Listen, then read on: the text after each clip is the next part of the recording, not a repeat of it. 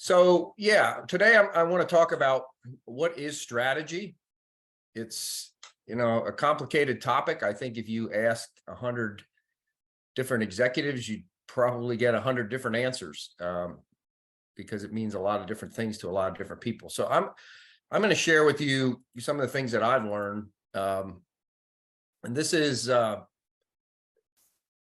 kind of what I'll cover. Now, in an hour, we're not going to cover everything there is to know about strategy by any means, but I can highlight some of the tools that I have used over my career working for different companies that I found to be very effective strategic tools. And then at the end, if you're interested and you want to dig into some of these things and learn to use them better, I have great resources that you can apply or learn more about some of these tools that I'm going to be talking about. But I'm going to start by talking about what is strategy, because again, we got to get on the same page there. And I think people have varying different definitions of it. And I'm going to share with you my favorite one. I'm also going to talk about the value proposition. Basically, a value proposition is that set of distinct activities that you do that give you a sustainable competitive advantage, which is, I think, the heart of a good strategy. We'll talk about a strategic statement because it's important not only to develop strategy, but you need to then communicate it well with the organization, and that requires some intentionality. And then we'll finish up with execution. Again, a good strategy without properly being executed throughout the organization and understood throughout the organization will not do its job. So we'll talk a little bit about the Rockefeller habits. So that's kind of what we're going to cover today in an hour. And I'd encourage you to ask some questions. If you have questions, feel free to put them in the chat and we will make sure we get to them. So, I'm not a professor. I don't write books on strategy. The analogy that I kind of use is how I've developed strategic skills is kind of like how I learned to play golf. I learned some basic techniques and basic ways to kind of play the game. And then I went out and did it. And just like golf, you can't just study golf. You have to go practice it. And through my experiences, I just wanted to demonstrate the many different places that I have taken some of these tools that I've learned and applied them.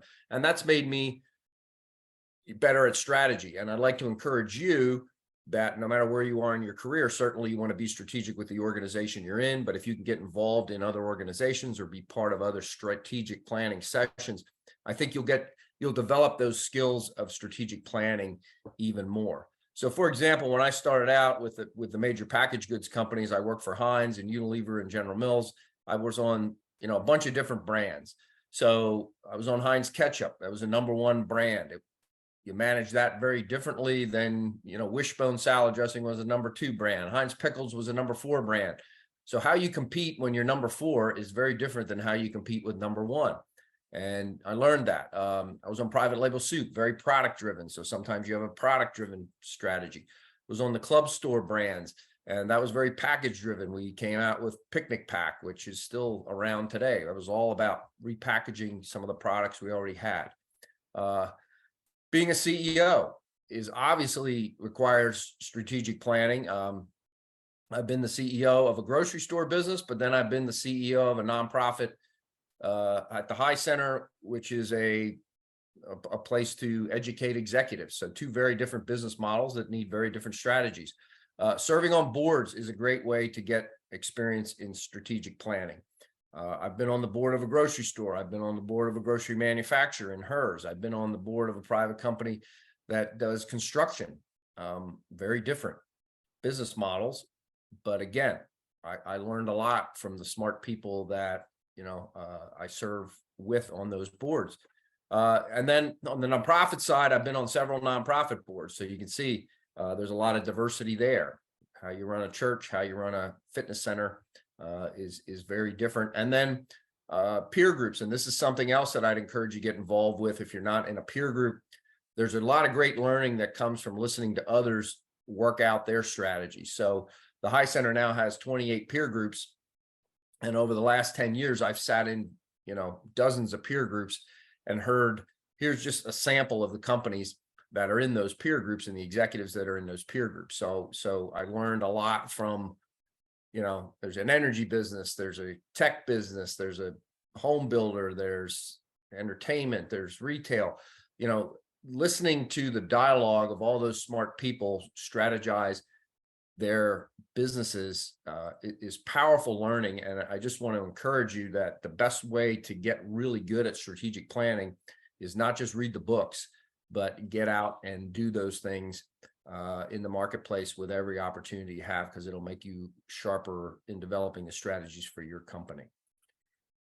So the only other thing I want to look at quickly before I dig into what is strategy is understanding how strategy evolves in an organization. When we start our companies, we started Amelia's, we didn't have, we had 10, 15 employees. When I started the High Center, it was just me. So, a lot of it starts with production. You've got to do the work. And you learn by trial and error sometimes, and you ultimately try to do better quality. And then the work becomes a little more complicated. So now you need to do scheduling, and you need to do training, and you need to be accurate. So there's another level of work that is really kind of the execution. Make sure the work gets done. So now you might have to manage some things to make sure, or manage some people to make sure the work gets done. And then, you start getting into department strategy. So there I need to make sure that I have projects planned and that, I'm dealing with consistent. So it's a certain level of strategy there to maintain the operations. And then finally, level 4 is your company strategy. What is the vision for the company? How do I, what is my sustainable competitive advantage? What are the things I'm going to do to be successful with the company strategy? So those are the levels of work. And the higher you go up as an executive, the more you need to start thinking about those things. And I'll challenge you that sometimes you tend to get pulled back down a level. I know it's really hard as a business grows. You get busy doing more things, executing more things, producing more things, and you try to go up the strategy and be strategic about where you're going next and how to align your people. But you tend to get pulled back down because there's an emergency, or somebody's out, or now I'm back to execution, or just because we're good at it. I mean, we got to the point where this business is successful because we did the work and we know how to execute it. And so we sometimes gravitate back to those things instead of gravitating toward our role as a strategic planner. So I just want to challenge you, be intentional about this. You need to lead the company, and you need to help develop the strategy if you are going to be, an executive in that company, or certainly if you're going to own your own company. So what is it? I'm going back to the best definition, that I've ever had. And this definition hasn't changed since I was an undergrad. Michael E. Porter, if you haven't read any, he is the guru of competitive strategy. And he's been that for a long time. He's written 19 books on strategy. He's a Harvard professor. He's a 6-time winner of the best Harvard Business Review article of the year. He's probably the most cited author in business and economics. So he's the guy you kind of want to listen to. And I still have my textbook that he wrote, and I used at college many, many years ago in undergrad. He wrote that, I think, in 1980, a book on competitive strategy. So this is where this all, I got all this from him, and this has been around for a long time, and it's still very relevant. So Porter says, and I don't want to get too much into economics and bore you with the economics, but, in order to understand strategy, I think you have to understand the concept of economic value. And he simply says, economic value is the ability to command prices greater than the cost of producing a good and service. And that makes sense. If I can't sell this product for more than I make it, then I can't create any value. And he says the only reliable test of economic value is sustainable profitability, measured by superior long-term return on investment. So he says strategy is focused on building economic value and sustainable profitability. So I think that's true. I mean, if you cannot become profitable and sustain profitability, you will no longer be in business.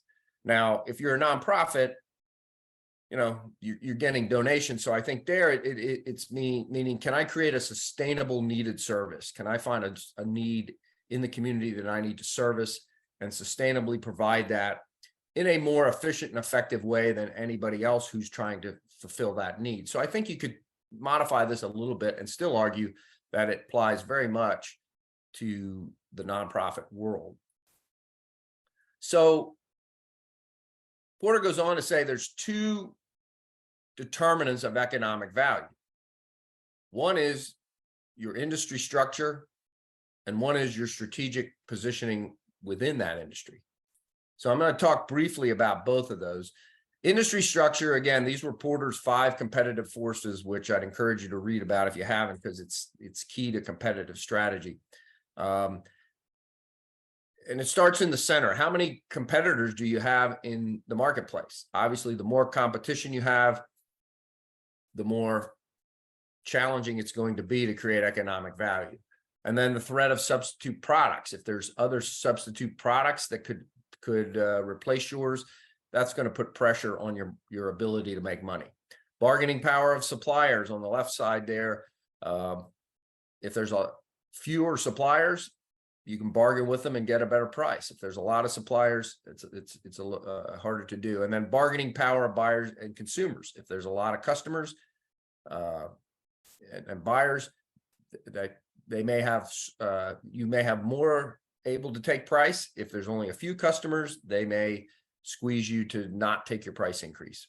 And then finally, the threat of new entrants. If it's an easy market to get into, you're going to just keep adding more competition to that industry, and it's going to be harder to create economic value. So a way to demonstrate this when it comes to strategy is, you know, here's a pharmaceutical company, 𝗪𝗂𝗂, and their 15-year return on invested capital. And then Southwest Air, an airline. Now, 𝗪𝗂𝗂 makes 19.5% ROI. Southwest, 12.75 ROI. So which company has a better strategy? I think, you know, you'd be inclined to say, well, 𝗪𝗂𝗂, they make a better return on invested capital. Problem is, they're in different industries. So while 𝗪𝗂𝗂 makes 19.5%, the industry is making 28%.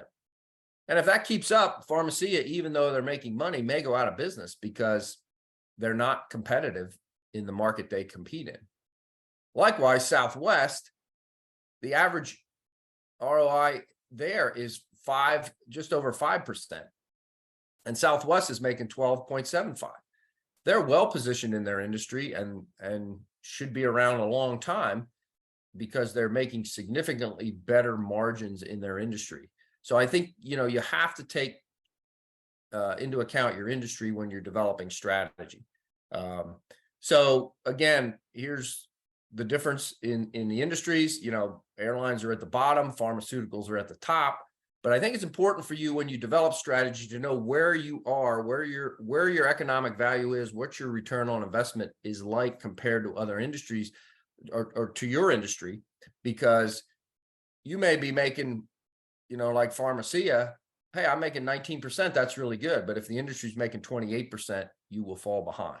So that's one aspect of strategy. And then the one I want to spend the most time on is strategic positioning within the industry, because that you control more. If you're in an industry now, that's the industry you're in. You can't change your industry very easily. But you can make your position within that industry stronger. And that's really based on your sustainable competitive advantage, as Porter says. So if I had to define strategy, this is what I would say. It's your company's distinctive approach to competing and the sustainable competitive advantage on which it's based. So again, it's unique. You find a unique way to compete that really creates a competitive advantage that customers want. And you do that by creating an optimal mix of activities that maintains that competitive advantage. And I'm going to talk about that in a minute, but you need to look at what you do, what makes it unique, and create that optimal mix. And it requires trade-offs. Strategy is also about what you don't do, and also customers that you don't service. I mean, you can't be everything to everybody, and you have to say no to some customers when you have a targeted strategy. And that's hard because we don't like to say no to customers, but if they don't fit our target market, we should. And then that results in economic value, as we said, your ability to make sustainable profitability. So to know what strategy is, I think you also have to know what it's not. And this is where the definition that people have of strategy, I think, gets murky sometimes. Strategy is not your goals or your aspirations. Our strategy to be number 1 or 2 or to provide superior returns. That's not a strategy. That's just what you'd like to do. It's not your mix of goods, mix of activities that leads to sustainable competitive advantage.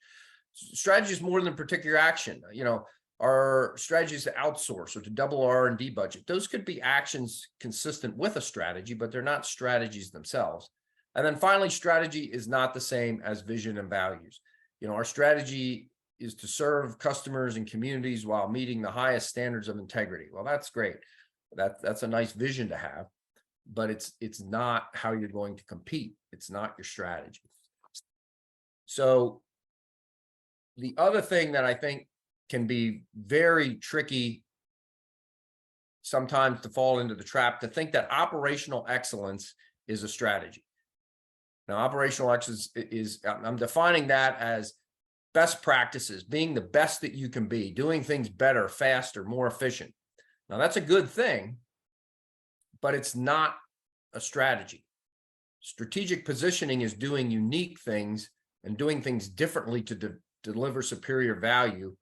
It's not doing things better, it's doing things differently.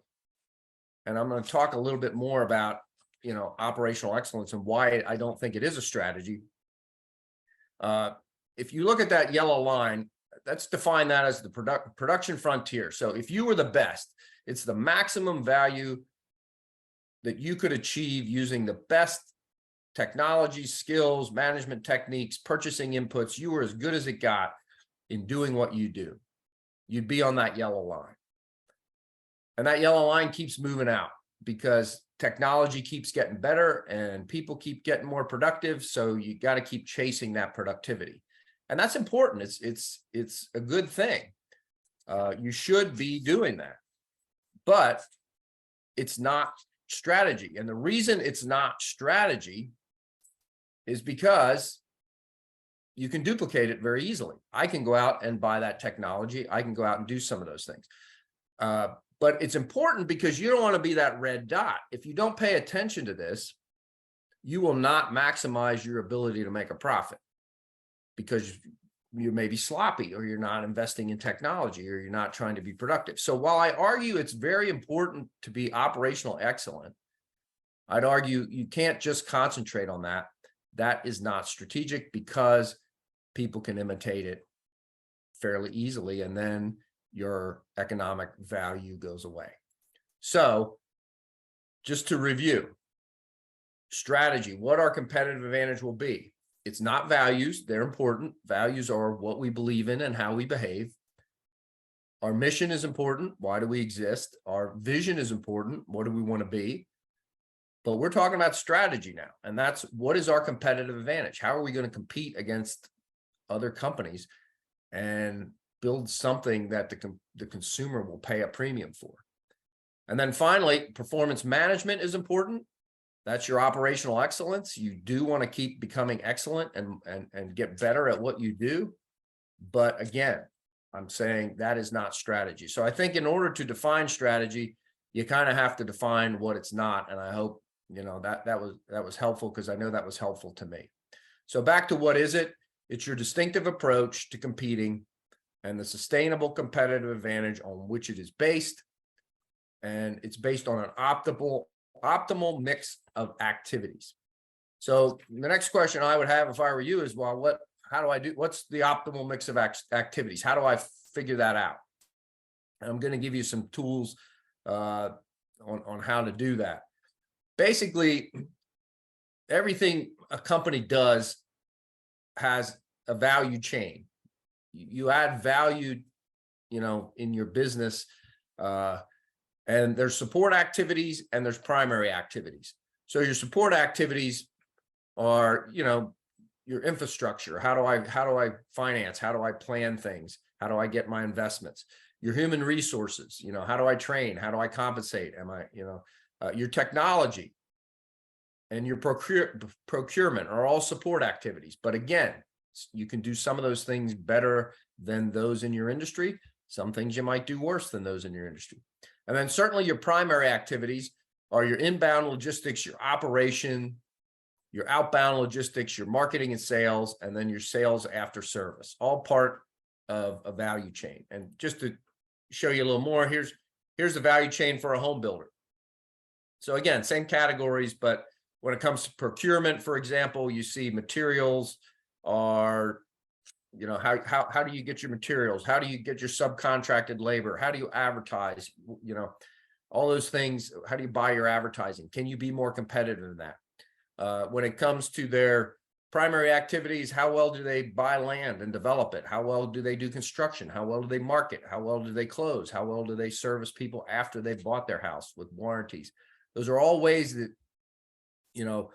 things that you do as part of the value chain if you're going to be in that business. So I guess the question is, what activities will you choose to be the best at, and make sure, that's clear to the customer. And if you say, well, I'm going to be good at all of them, well, that's an aspirational goal that's not realistic. So basically, you've got to decide, what are you going to own and how are you going to be different? And so here's what we did at Amelia's. One of the things, that we tried to do to make sure we stayed focused was we picked a few of these out from the value chain. So human resource management. I was competing against Weiss, Walmart, some big chains where it wasn't a great place to work. We had family values. We encouraged a balanced lifestyle. We were very empowering, teaching you skills. So we could create a human resource environment that was much more attractive and a better culture than what Weiss and Walmart could do. So we said, look, that's where we're different. That's going to be something. Now, am I going to do technology better than Walmart? No, but I can create a culture that's better than Walmart. And then procurement. Now you'd say, well, how are you going to buy better than Walmart? I can't if I buy regular goods, but I was in the closeout business. So I could buy closeout groceries for 50% of wholesale. That's cheaper than what Walmart is buying the groceries for. So as long as I'm buying closeout, I can beat Walmart in procurement, but I have to stay in that niche. If I try to buy regular goods the way Walmart buys regular goods, I'm not going to be competitive. And then operations was another one. We had limited assortment stores. They were smaller. We used cheaper rent. We didn't have, the greatest locations, but they were good locations. And limited assortment was key. We had to have limited assortment because we had to buy on closeout, but we also had limited assortment because it costs more to keep more variety. Now, occasionally somebody would come in and say, well, why don't you have this item or that item?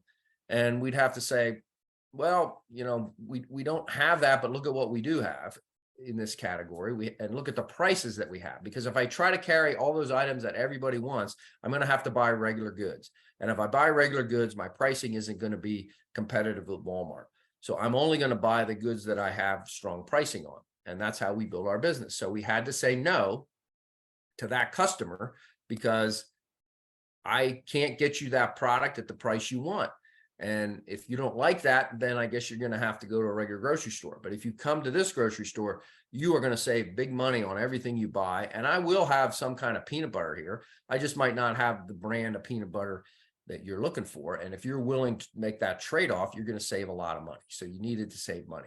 So that was a way that we were different. We said, look, this is how our operations are going to be different. We're going to stay in our lane. We're not going to try to be Walmart and Weiss in a lot of those areas. And then finally, marketing and sales. We were a local company. We had some good advertising experience. So we were good at advertising, and we could take the family position. You know, Weiss, Walmart, Giant are big corporations. We were a family business that was local and was providing goods and services to you locally. So there's an example of maybe how you could take a value proposition and say, you know, why am I more attractive, and what are my different activities that I'm doing that make me distinctive, but also the customer wants them.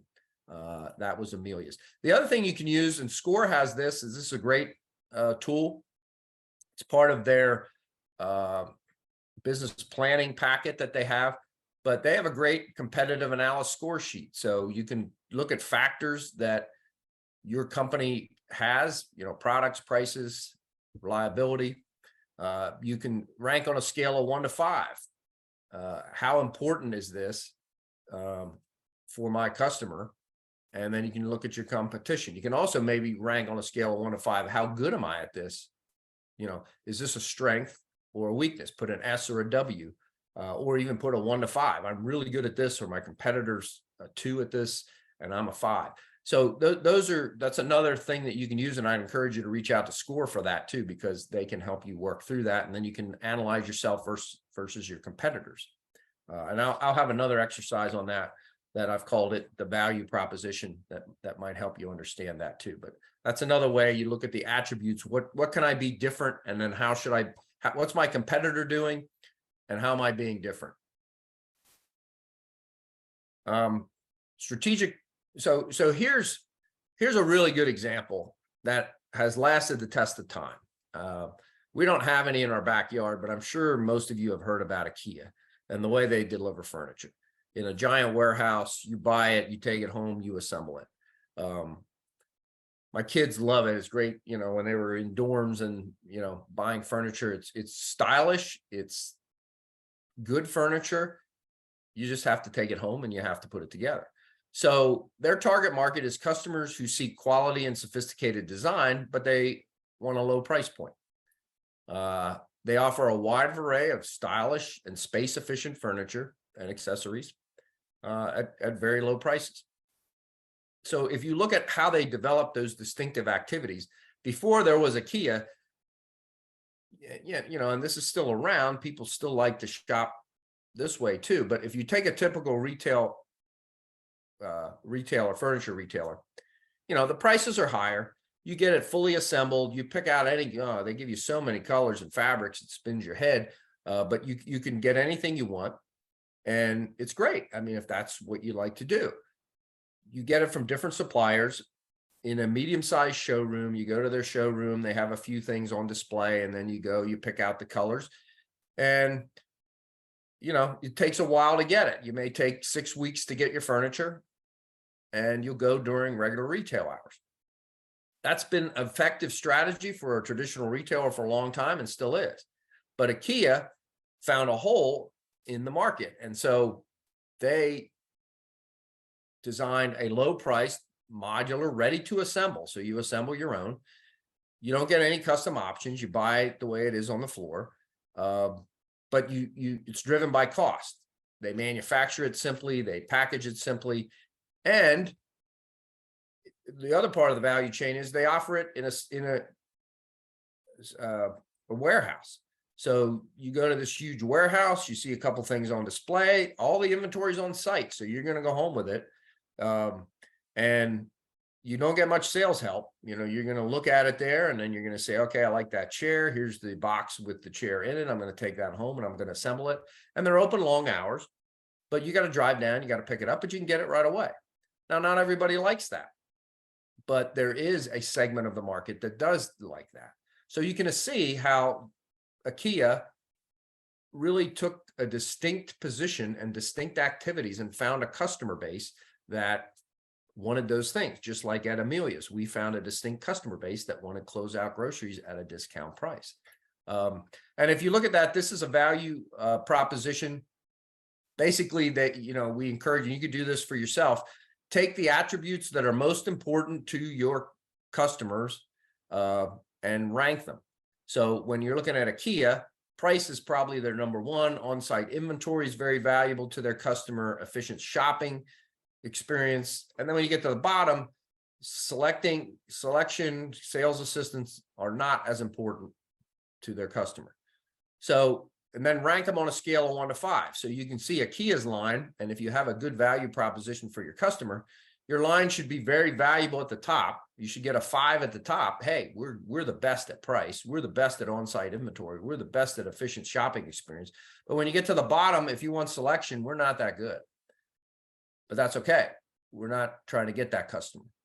And we got to say no to that customer. If they come in and say, hey, I want to pick out my colors, you got to say, sorry, I don't do that. But if you look at the traditional furniture, you know, they are not good on price. They're not good on on-site inventory. They're not good, but they're really good at selection and sales assistant. Now, if you flipped what's important to their customers, this thing would be flipped upside down. And selection, sales assistant, selection and category style would be very important to their customer, and their line would look like 𝗘𝗍's line if you flipped it. So I think that's the importance, to know your customer, know why you're different, and position yourself effectively against who you are competing with, and make sure that your customers, and don't drift down here. Don't have a customer who says, well, I want better selection. Okay, well, let's try to be a 4 on selection. Well, if you try to be a 4 on selection, you're going to drift over here on price. And that's going to weaken your strategy. So I think you have to have the discipline to say, look, this is who I am and this is who I am not. And the sweet spot is always, you know, first of all, does the customer need it? It has to be a customer need. Secondly, does a competitor offer it? If they don't, that's great. You got to find a hole where the competitors aren't offering it. And can you do it? Is it something that your company can do? So if you look at 𝗘𝗍, they said, hey, look, there's this customer out here that doesn't want to wait for their furniture. They don't have to pick it. They don't like to maybe go to the showroom. Nobody's doing that. And we can do it. And they did. And just to show you how good a strategy it is, 𝗘𝗍 opened in 1943. And they haven't really changed their strategy that much. So that's the sign of a good strategy. If you're changing your strategy every year, probably wasn't a good strategy to begin with. 𝗘𝗍 has been doing the same thing for, you know, since 1943. And it's a powerful strategy. So you do want to take time to make sure you have a good strategy. It's very powerful. So again, to understand, we've looked at the definition of strategy. We understand that operational excellence is not a strategy. We understood that there's an importance to the value chain and understanding what that is. We did a value proposition exercise, which I think, you know, you want to do. The next step is, okay, I have my strategy, but it doesn't stop there. You've got to be able to communicate it throughout the organization. And this is an effective tool from another group. I can give you information on how to work through this, but creating a strategic statement. So basically what you want to do is you want to have an objective. What are the ends of what we're trying to do with this strategy? What's the scope? Where's the world we're competing in? And then obviously, what is your competitive advantage? And if you've done your value proposition, you've got that part down. So the first part of a strategic statement is to define the objective. And like any good objective, it should drive your business over the next 5 years. And it should be specific, it should be measurable, and it should be time bound. And no two companies should probably have the same objective. If you do, it's probably not a good one. So I'm going to use Amelia's example again. One of the strategic statements we had was to grow sales by 20% annually, opening 15% more stores. So there's a lot in that one sentence. It says, look, we want to grow 20% a year, but I only want 15% to come from new stores, which means my base stores have to also grow at 5%. So that's a strategic statement, defining where we wanted to go. That's a measurable objective of what we wanted to do. Next up, define the scope. And there's 3 potential dimensions to scope. It's the customer that you're competing against, the geography you're competing in, and then if you are vertically integrating or not. So if you look at my next statement for Amelia's, it was, the scope was competing in our current advertising areas, targeting families who want to save money. So that addressed the geography, our current advertising areas. And why do we do that? Because we'd already built a brand there. People already knew who we were. Our advertisers were running. Why would I go to a new market and try to build the brand in a new market when I have opportunities within my current advertising areas where people already understand my brand? And then finally, targeting families. Families buy a lot of groceries. When they buy a lot of groceries, they like to save money, and they will make an extra trip to come to a store like Amelia's to save money. So if you put the two together, we want to grow sales 20% annually, opening 15% more stores in current advertising areas, targeting families who want to save money. And then finally, the most important part of this is your competitive advantage. It's your unique activities or a combination of activities that you alone can do to deliver the value proposition. So in this case, ours was offering them, our target customer, an average 25% discount on brand name closeout groceries in a clean, bright, select assortment environment. So basically, you know, we were trying to target at least a 25% discount. And how are we going to do that? We're buying brand name closeouts. So they were, and brand name, this wasn't private label like Aldi or Save a Lot. This was brand name goods, 25% off at least. And we're doing that by buying closeout groceries. So again, there's a lot in that sentence. And then there's also a lot in the clean, bright. If you want to compete in the grocery business, you got to be clean and bright. If you're not, forget it. People aren't going to shop there no matter what your price. And then finally, select assortment. We wanted to communicate to our employees, look, we're not going to have everything, and customers are going to come in and ask for things that we're not going to have them, but we want to remind them what we do have. We have great brand names at 25% off. So you put that all together, you can see the objective is there, the scope is there, and the advantage is there. And in that one sentence, there's a lot of power to explain what we do to everybody in the organization. And you need to do that, because the more you grow, when we sold the company, we had 400 employees. You got to get this out to all the employees. They're not sitting in on your board meetings. They're not sitting in on your executive team meetings. But this one statement can be very powerful in helping everybody in the company understand your strategic position. High Center, here's another one just to give you an example. You know, to grow membership to 300 members by 2026. It's our objective, by increasing participation of family and private businesses. And now we've added a new market, nonprofit organizations. And where are we going to get them from? In our current central Pennsylvania markets. The advantage is through strengthening and promoting our three core services. We basically have an owner survey, we have a great speaker series, and we have peer groups, and we want to be the best in those three things. Those are the three things that we're going to provide. We're not going outside of those three things, and we're going to keep getting better at providing those to those organizations in central Pennsylvania that I've listed in the scope. So it works for any industry. You just have to, you know, take it and make it your own. So we've now defined strategy. We've had a value proposition exercise. We understand the strategic statement. Now you got to really focus on executing, because again, even though you have a statement, you got to make this part of your DNA. And I love this quote: companies rarely fail for lack of vision. They fail because they cannot translate their vision into execution. Vision without execution is hallucination. So yeah, it's no point spending all this time making this great vision and even being able to communicate the vision if you can't execute it. So here are some tools that I've used that I think are effective. And the first thing is this is a neat little chart that helped me realize and hold myself accountable that I can't just think about things. You know, I go to a lot of seminars, and you may be sitting here today saying, oh yeah, I might want to do that. I might want to do that. That's great. You thought about it. It's important though that you act on it.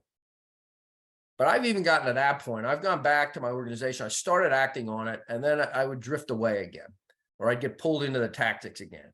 And it never became a habit. And so it didn't get implemented. So you got to work hard to not only think about it, act on it, but create a habit. You got to make that part of what you do as an organization.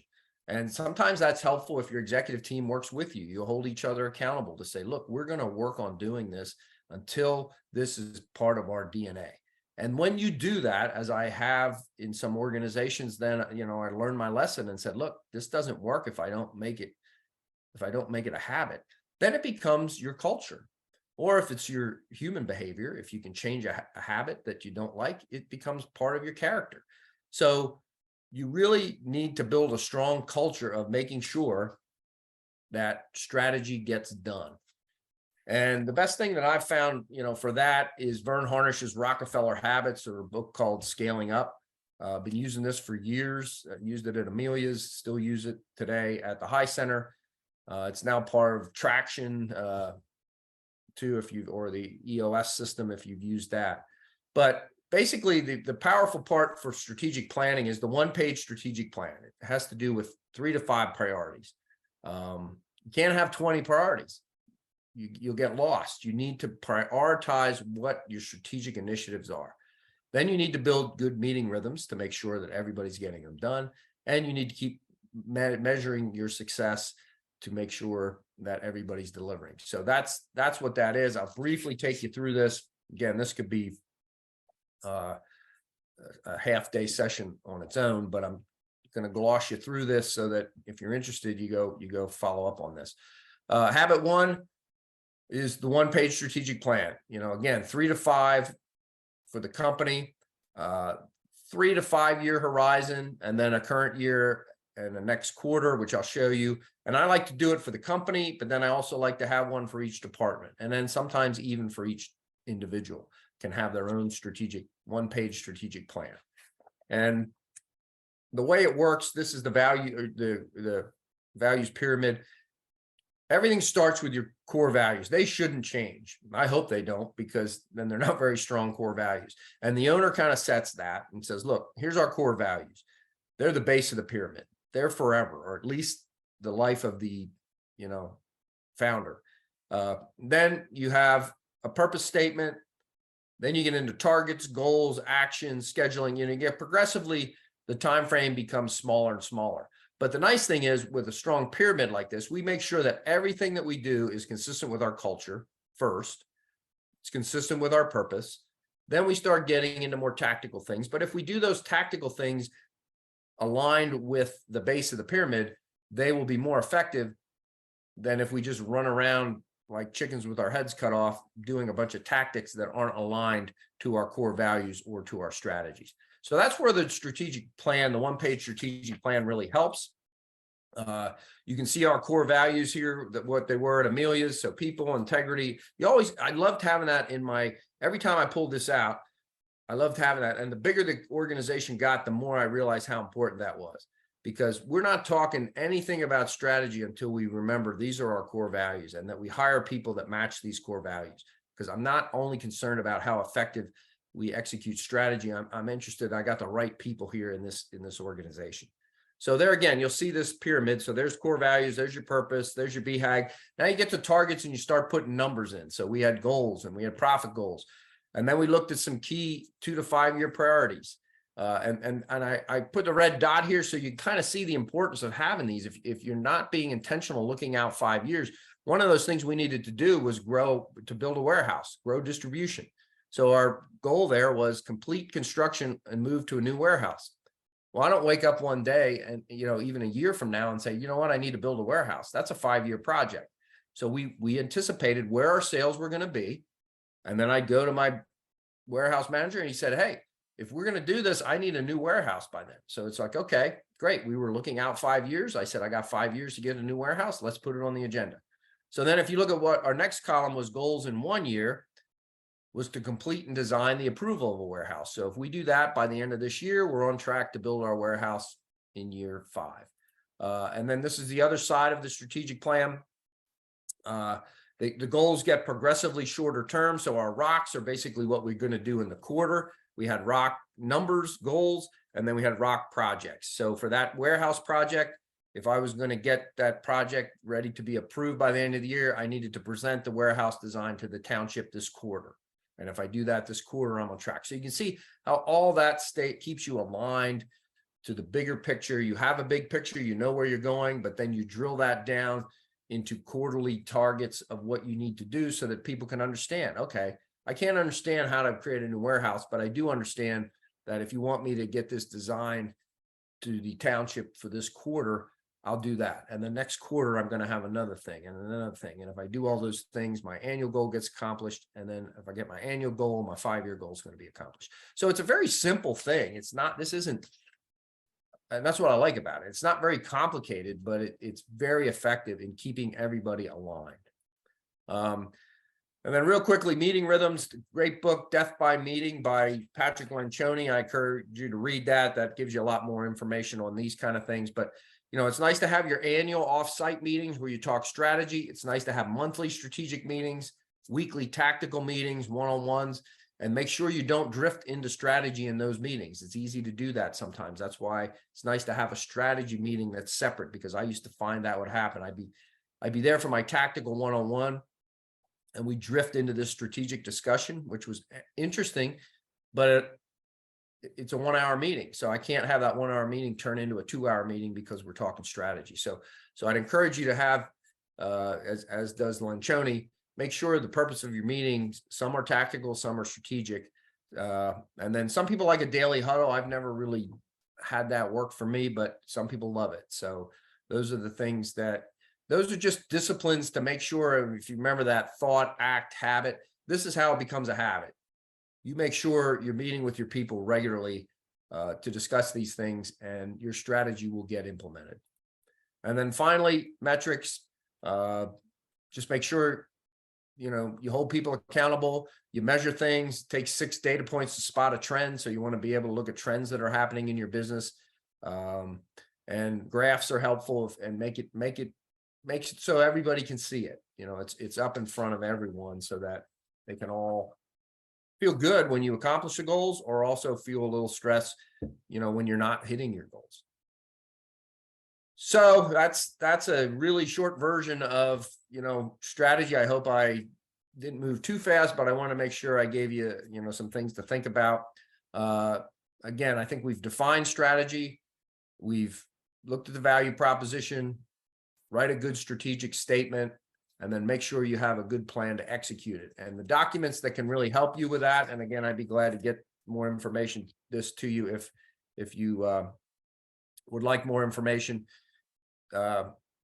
Scaling up is, you know, Rockefeller Habits. Executive leadership is the levels of work. It's a little heavy stuff. I don't know that you need to be reading that right away, but Scaling Up is a really great book. Death by Meeting, Patrick Lencioni. What is Strategy? Michael E. Porter. Those are Harvard Business Review articles. And Can You Say What Your Strategy Is? That's How to Write the Strategic Statement by Collison Ruckstead. Are both really great articles that may challenge you to think more. So that's my time for the presentation. I'd be glad to answer some questions if anybody has any questions. I'm going to give everybody a couple of seconds to type their questions in the chat if they have them. Like I said at the beginning, we'll send out a copy of the presentation, because I know, Mike, this is a very robust presentation. It was fantastic and full of great information. But also for any of the resources he mentioned, you will have that to reference. Somebody else just echoed that they enjoyed the presentation. So I'll give them a second to put questions in the chat. It's interesting you bring up death by meeting. So we've actually had a lot of conversations recently of how you're taught to run like a productive meeting, that you're not just sitting around wasting time. So I appreciate that book, and I will take that resource back to our team as well, because there's nothing like sitting in a meeting where you think, what did we get accomplished? Why was I here for an hour plus and nothing got done? So it's very important, and it's very important to be disciplined on those too. I've learned the hard way to not stick to the schedule, and to have tactical meetings and strategic meetings. You know, you kind of need both, or else you can drift.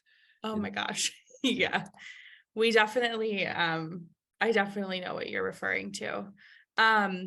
So if we don't have any questions, if people are still digesting the information, if you think of them afterwards, I believe everyone on this call should have my email address or have a way to get in contact with the chamber. I'd be happy to reach out to Mike for you if you have a burning question for him. But like I said, we will send out a copy of the recording and a copy of the presentation for you to review afterwards, and copy down all the great resources that Mike mentioned. Mike, thank you so much for this presentation. Again, I said it was robust. It was fantastic. A lot of good takeaways. I feel like everyone loved that was a good takeaway. And everyone, if you can see it, Mike, everybody saying thank you in the comments as well for the presentation. We are going to wrap up for today. So thank you for attending today's small business series. We will be having a few more towards the end of the year, so keep your eyes peeled for those. And with that, have a great rest of your day. Thank you, everyone. Thank you. Have a good day. Thank you.